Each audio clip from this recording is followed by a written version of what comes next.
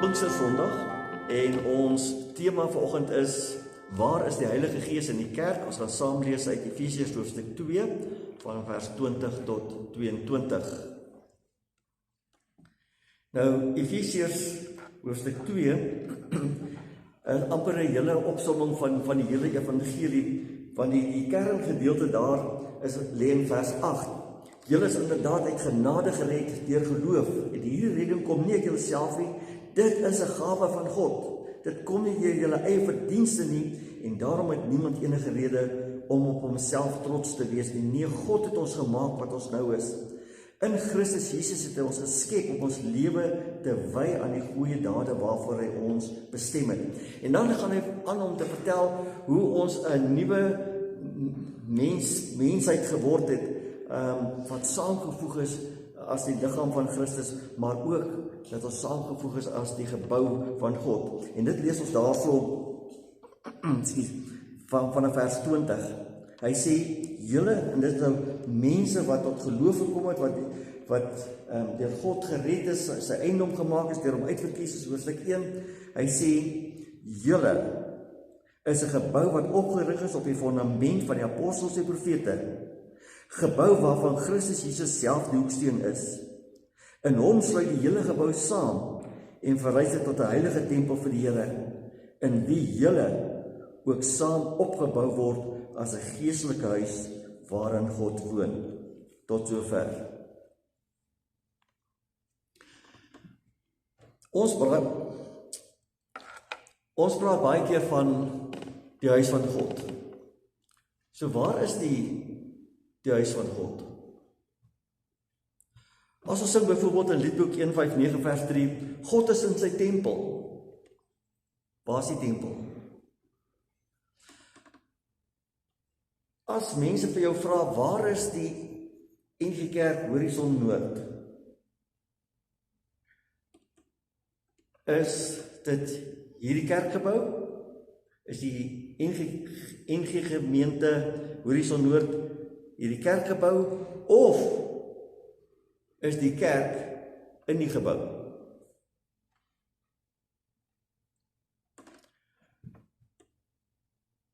En dan nog dalk 'n belangrike vraag, hoe sou jy voel as Jesus hierso sou was en hy sou een oggend hier buite by die hek staan en sê, hy gaan hierdie gebou, baksteen vir baksteen, afbreek.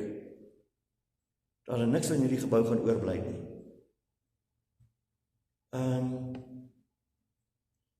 Gaan ons dan nog 'n kerk hê? Gaan ons dan nog kerk wees? Gaan ons nog gemeente hê? Gaan die NG Kerk Horison Noord dan nog ooit bestaan? Dit bring ons vanoggend by die eerste punt. Kobai Kerk gebou. Nou, in die Ou Testament, dit weet julle nou al, was die tempel, die fisiese tempel, die belangrikste plek vir die Jode gewees. Dit was die plek waar hulle gevoel het, die volke ontmoeting met God het op 'n besonderse manier, dat God se teenwoordigheid daar in die tempel gesetel was. Dit was as dit ware 'n plek waar hemel en aarde bymekaar gekom het. En in die hele Ou Testament word dit ook so beskryf, reg van die tabernakel wat hulle gemaak het daar in die woestyn, dat God gesê het, sy heerlikheid vul die tabernakel, Eksodus hoofstuk 40. En dan in 1 Konings 9, dat God kies die tempel, dit is Salomo se tempel, as sy woonplek. En dan in 2 Kronieke 5 vers 7, selfde gedeelte, God se heerlikheid vul die tempel. En Psalm 23 praat van die tempel as die huis van die Here. So, die fisiese tempel was 'n simbool eintlik van God se teenwoordigheid by sy volk.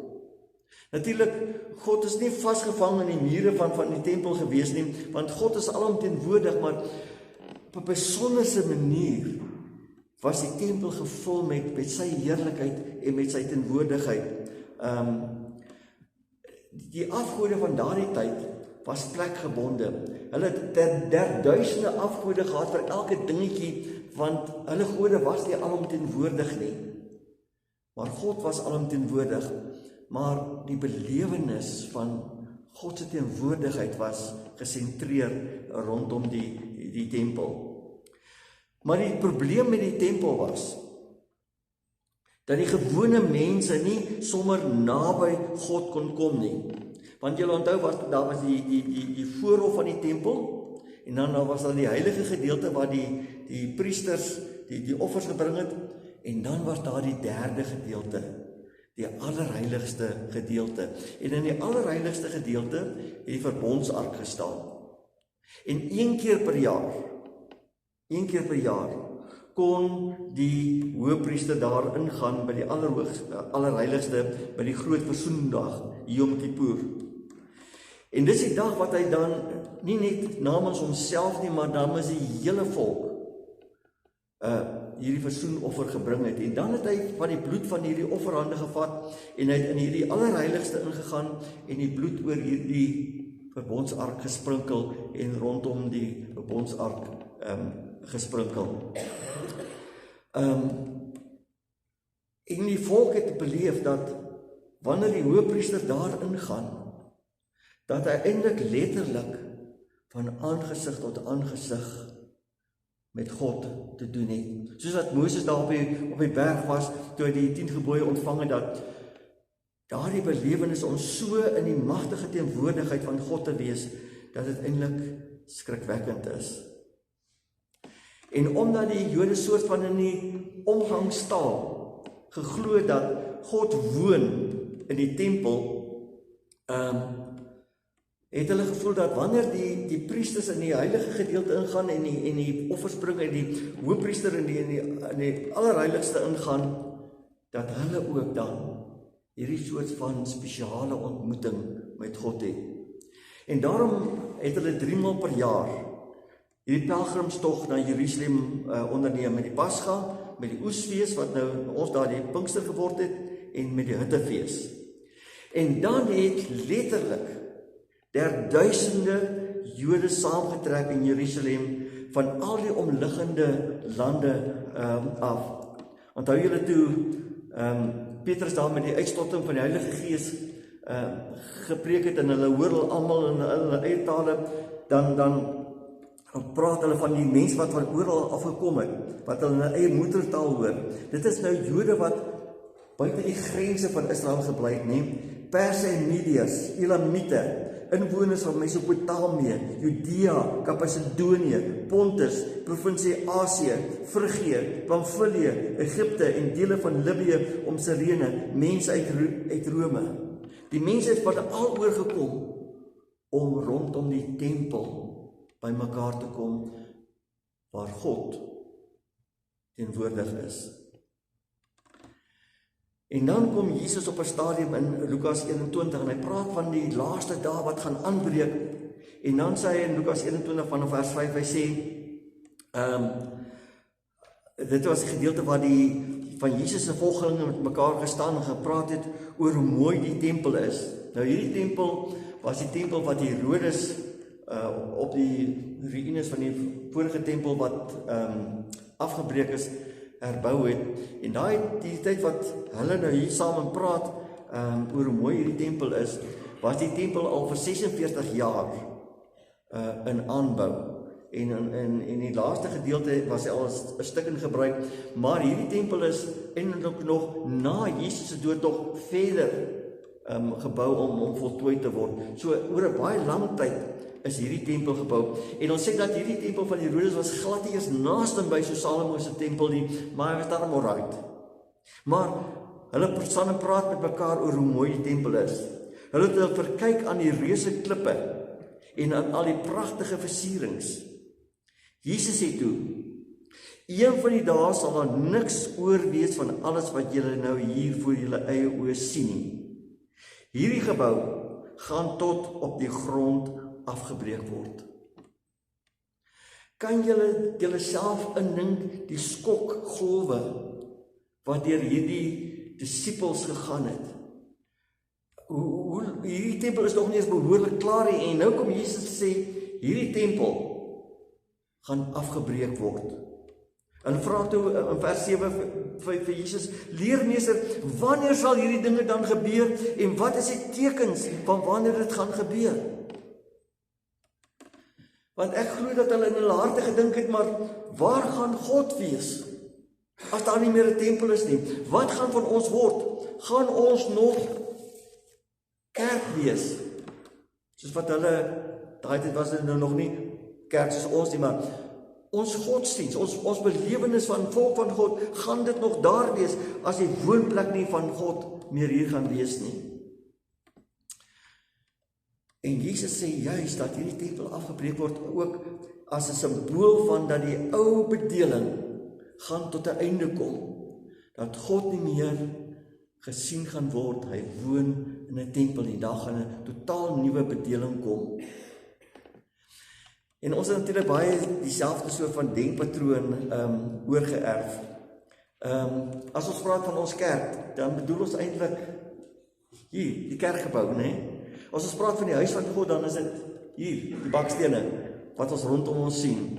En daar's iets moois aan, né? Want die kerkgebou is 'n heilige plek. Dis 'n plek wat afgesonder is vir God, vir gebruik vir aktiwiteite wat tot eer van God is. En 'n mens is trots daarop en jy wil hê dat die kerkgebou mooi moet wees. Maar God woon nie hier nie. Dit is nie letterlik sy huis nie. Want God is alom teenwoordig. En daarom die tweede punt. Die eerste punt was Kobai kerkgebou. Tweede punt is hallo kerk sonder mure. Dis die wonder van Pinksterfees. Dat Jesus se opstaan uit die dood het 'n totaal nuwe tydvak ingelei. Van 'n nuwe bedeling waar die evangelie nie net meer beperk is nog meer tot die Joodse volk nie, maar tot meer as die Jode. Maak nie saak of jy Griek of Jood of Engels of Afrikaans of Zulu of whatever is nie. Die evangelie het versprei na almal toe. En daarom is die tempel, die fisiese tempel, nie meer die simbool van God se teenwoordigheid nie. Want met die uitstorting van die Heilige Gees het God verhuis. Hy het verhuis vanuit die tempel na 'n klein tempeltjies toe. Na 'n kerk sonder mure. 1 Korintiërs 3 vers 16, weet julle nie dat julle die tempel van God is en dat die Gees van God in julle woon nie? Efesiërs 2 vers 20, julle is 'n gebou wat opgerig is op die fondament van die apostels en profete, 'n gebou waarin Christus self die hoeksteen is. In hom sluit die hele gebou saam en verrys dit tot 'n heilige tempel vir die Here, in wie julle ook saam opgebou word as 'n geestelike huis waarin God woon. Paulus gebruik twee beelde. Die een is om te sê dat elke individu van ons is 'n tempel van God waarin die Heilige Gees woon. Maar hy gebruik 'n ander beeld ook om die gemeenskaplikheid van die gemeente uit te beeld en sê, ons almal saam as gelowiges vorm die gebou waarin die Heilige Gees woon, deurdat hy in elkeen van ons woon. So, hoe lyk hierdie heilige tempel waarin God deur sy Gees woon? Paulus sê, ons word saam opgebou tot 'n geestelike huis waarin God woon. So, mense kan amper sê, dat elkeen van ons is 'n geestelike baksteen in hierdie geestelike huis, waarin ons saam opgebou word tot 'n tempel. 1 Petrus 2 vers 5 sê, laat julle as lewende stene opbou tot 'n geestelike huis. En wat die interessant van hierdie gedeelte is dat Paulus sê, hierdie gebou, hierdie tempel wat saam verrys, hierdie gemeente, is nog nie klaar voltooi nie. Want as hy sê, laat julle saam opbou, is die vertaalkundiges, dis 'n teenwoordige of teenswoordige werkwoord. Ek weet nie wat dit presies in Engels daar is, dit continuous tense, so iets, nee. Right. Wat hy eintlik sê, dat as ons word deurlopend saam opgebou tot hierdie geestelike huis. En hierdie tempel waarin God woon, hierdie gemeente, groei van dag tot dag, deur elkeen wat bygevoeg word as 'n nog 'n geestelike baksteen, mense wat tot geloof gekom het, wat by die gemeente toegevoeg word, so groei die gemeente, so groei hierdie gebou. Maar hy groei nie net in getalle nie, maar hy groei ook in krag, deurdat die Heilige Gees wat in elkeen van ons woon, besig is om hierdie baksteen te timmer en te vorm, sodat wanneer mense ook verbyloop, soos wat in die tyd van Jesus wil sê, wow, kyk hierdie pragtige, vierkantige bakstene wat so akkuraat gemaak is, kyk hoe mooi is die versierings wat daarop is, beeldspraak van hoe mense na ons as die bakstene van hierdie gemeente moet kyk. En daarom is die Heilige Gees wat in ons woon, besig om elkeen van ons te vorm en skaaf, sodat ons mooi kan inpas op die posisie waarin God ons wil hê. Jy het ons al gesien, bouers wat nou regtig soort van kunstenaars is met bouers, hulle nou nie met bakstene bou nie, maar met klip bou, hoe hulle die goed kan posisioneer, en as daai punt nie lekker is, vat jy die troffel, kappel daai punt weg, laat die goed mooi by mekaar pas. En so is God besig deur sy Heilige Gees wat in ons woon, besig om ons te vorm en hier en daar 'n bietjie te kap en te vorm, sodat ons hierdie pragtige gebou, geestelike gebou kan wees, waarin die Heilige Gees woon. En nou sê hierdie gedeelte ook, ons is gebou op die fondament, die boodskap, wat ons gehoor het oor Jesus se kruisdood en veral sy opstanding uit die dood. Dit is hoekom ons kerk is, omdat ons staan op die evangelie wat ons lewens verander het. Omdat ons weet dat Jesus uit die dood het opgestaan het en dat hy lewe en dat hy deur sy Gees besig is om met elkeen van ons op pad te wees hemel toe en dat hy langs die pad besig is om ons te skaaf en te vorm. En nou sê hy, Jesus is die hoeksteen van hierdie gebou. Nou ons het al hoeksteen, vir ons is hierdie granietplaatjie wat opgesit word en sê op hierdie datum is die kerk ingewy deur so en so en is gebou in hierdie jaar. Ons sien dit as ons noem dit die hoeksteen. Maar vir mense wat nou in die boubedryf is, sal beter weet oor hierdie beeld. Wanneer hulle daai tyd 'n gebou gebou het hulle, ek weet nie of hulle planne opgetrek het, soos ons hulle het seker op ergens op 'n manier 'n plan gehad in die kop. Maar die belangrikste steen was die heel eerste steen wat gelê is. En dit was hierdie vierkantige steen wat letterlik op die hoek gelê is, en hy was absoluut akkuraat, tot in die fynste detail gemaak en neergelê, want die hele gebou het vanuit hierdie hoeksteen is hy gevorm. As hierdie hoeksteen ergens 'n bietjie skeef was, sou een van die mure skeef wees. As hy bietjie skuins gelê het, sou die gebou skuins gegaan het. So daardie hoeksteen was van kardinale belang vir die hele res van die gebou. En nou sê Paulus, Jesus is hierdie hoeksteen van die gemeente. As die gemeente nie gebou word volgens hierdie hoeksteen nie, is die gemeente skeef en krom. Verloor die gemeente heeltemal vir sy wese van wie en wat hy is, as hy nie op hierdie hoeksteen, vas aan hierdie hoeksteen, Jesus gebou is nie. En nou word ons genoem 'n heilige tempel. En dis die ander interessante gedeelte. In die Grieks is daar twee woorde wat gebruik word vir tempel. Wanneer daar gepraat word oor die algemeen van die tempel, byvoorbeeld in die evangelies, dan word die woord hieron gebruik.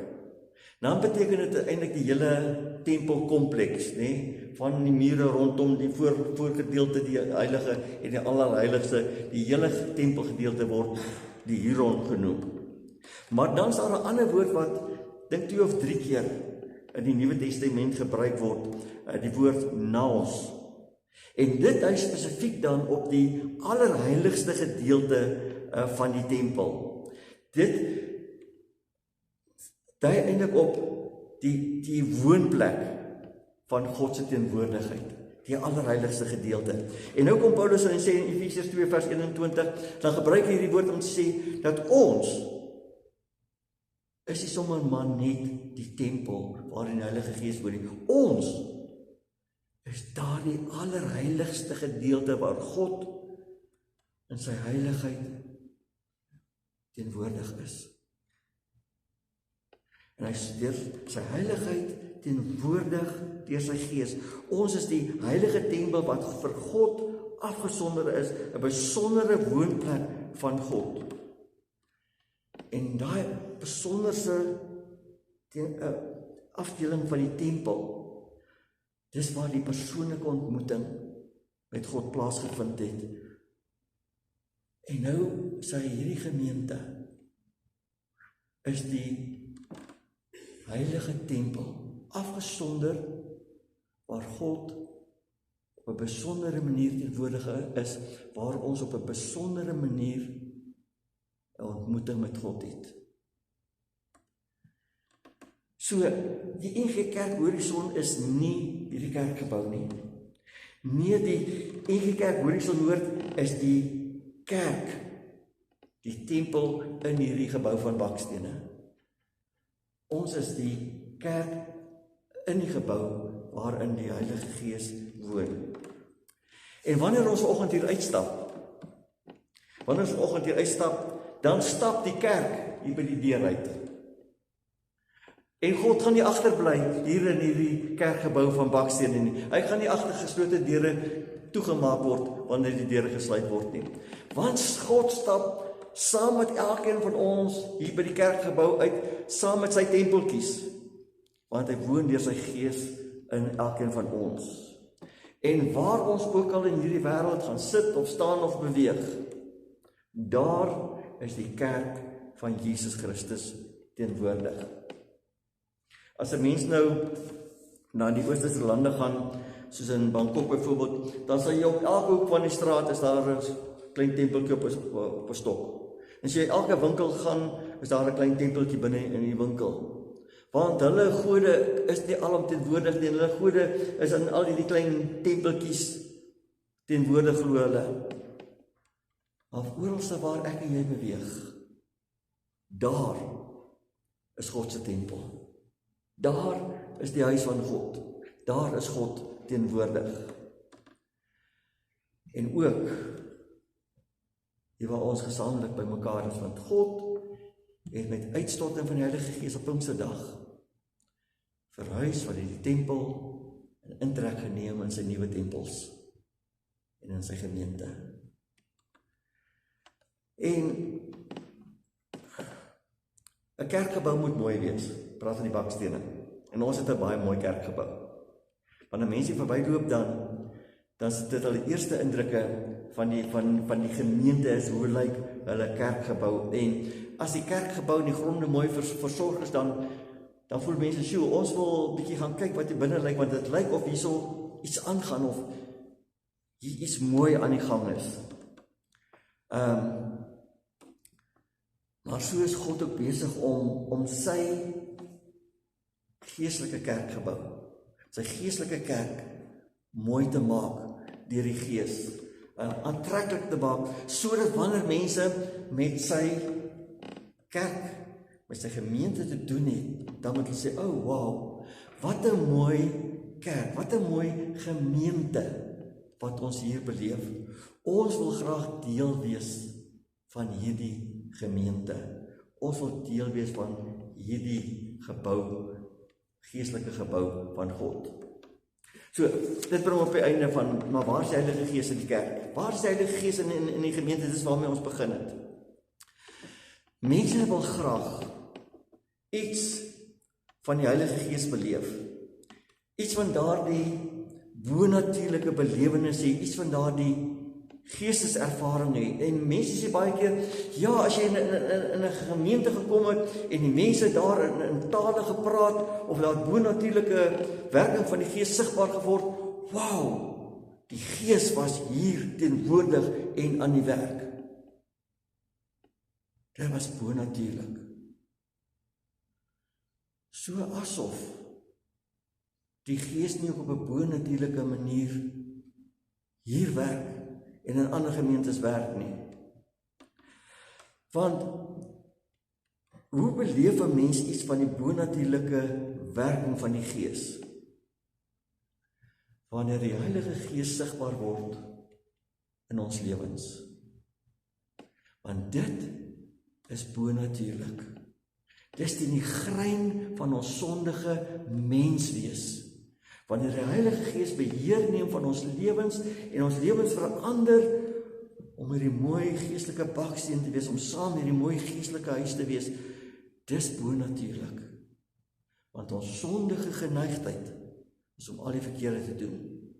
So wanneer jy met 'n gelowige, met 'n tempeltjie te doen kry, wanneer jy in 'n gemeente kom, en die liefde is sigbaar, mense is geduldig met mekaar en vriendelik, jy ervaar dit dat die liefde nie jaloers is op mekaar nie, dat mense nie hulle eie beeld blaas nie, dat hulle nie vol van onsself is nie, dat hulle nie onwaardig optree nie, dat hulle nie eie belange voorop stel nie, nie kort van draad is nie, hou nie boek van die kwaad nie, maar vergewe, mense wat nie wraak neem nie oog vir oog nie, mense wat mekaar nie sleg sien nie, mense wat praat wat goed en opbouend is, mense wat mekaar se laste dra, mense wat bid vir mekaar sodat daar genesing kan kom, mense wat vredemakers is, mense wat die beeld van Christus vertoon, mense wat gasvry is. Wanneer al hierdie goeders ervaar, dis bonatuurlik. Dis 'n bewys van die werk van die Gees in die klein tempeltjies en in hierdie tempel, die kerk van God. Dan kom ons nie op 'n Sondag kerk toe nie. Ons is die kerk wat op 'n Sondag in hierdie kerkgebou bymekaar kom. En hier waar ons bymekaar kom, hier is ons eintlik in die allerheiligste deel van die tempel. Dat God op 'n besonderse manier in elkeen van ons teenwoordig is, maar ook hier, ons met mekaar is op 'n besonderse manier teenwoordig is. En daarom is die vraag op die ou einde, hoe lyk ons tempel, hierdie tempeltjies? Hoe lyk ons as gemeente, as die gebou van God, geestelike gebou van God? Is ons aantreklik genoeg vir mense om te sê, ons wil graag deel wees van hierdie gemeente van God? En daarom is my gebed vanoggend vir ons elkeen, ons wat leef uit die beheer van die Gees, ons wat leef uit die vervulling van die Gees, dat ons op die ou einde, dat ons kerk moet mooi maak. Praat nie van die kerkgebou nie, ja, dit ook. Ek praat dat ons hierdie kerk wat hier sit, vanoggend mooi moet maak. Geestelik mooi sal maak, innerlik mooi sal maak. Dat ons 'n aantrekkingskrag word vir die wêreld daar buite om te sê, wow, is dit hoe die kerk lyk? Wil ek deel wees van hierdie kerk. Amen. Mense ontvang die seën van die Here en gaan ook huis toe in die vrede van God. Want die genade van ons Here Jesus Christus en die liefde van God ons Vader en die gemeenskap van die Heilige Gees sal met elkeen van julle bly totdat Jesus weer kom. Amen.